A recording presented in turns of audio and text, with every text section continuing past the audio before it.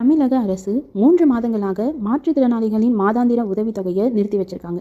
தமிழக அரசின் மாற்றுத்திறனாளிகள் நலத்துறை சார்பில் உடல் குறைபாடு இருக்கக்கூடிய 21 வகையான மாற்றுத்திறனாளிகளுக்கு மாதாந்திர உதவித்தொகை மற்றும் பராமரிப்பு தொகையானது வழங்கப்படுது. உடல் குறைபாட்டுத்தன்மை 75% மேல் இருப்பவர்களுக்கு 2000 70% வரை இருப்பவர்களுக்கு 1500 வழங்கப்பட்டு வருது.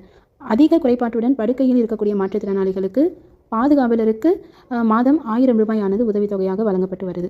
கடந்த 2018 2 இடங்களில் பராமரிப்பு உதவித்தொகை பெறுவதை கவர்மெண்ட் நிறுத்தி வச்சுட்டாங்க. தற்போது மகளிர் உரிமை தொகை பெறக்கூடிய மாற்றுத்திறனாளி மகளிர் பலருக்கும் மாதாந்திர பராமரிப்பு உதவித்தொகையையும் அரசு நிறுத்தி வச்சிருக்கு. இப்படி பல்வேறு காரணங்களை காமிச்சு 5000க்கும் மேற்பட்டோருக்கு உதவித்தொகை நிறுத்தப்பட்டிருக்கு. இதனால் மாற்றுத்திறனாளிகள் பாதிப்புக்கு உள்ளாகியிருக்காங்க.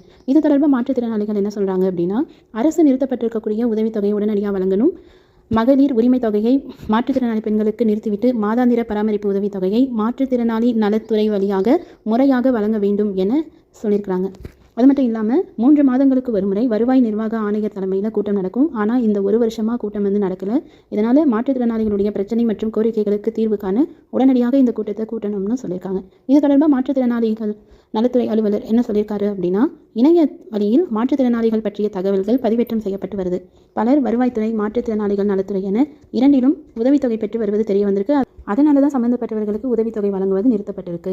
அது மட்டும் இல்லாமல் மகளிர் உரிமை தொகையை நிறுத்தி மாற்றுத்திறனாளிகளுக்கான பராமரிப்பு உதவித்தொகையை வழங்க வேண்டும் என்ற மாற்றுத்திறனாளிகளினுடைய கோரிக்கையை முறையாக ஆய்வு செய்து உரிய நடவடிக்கை எடுக்கப்படும்னு அதிகாரிகள் சொல்லியிருக்காங்க.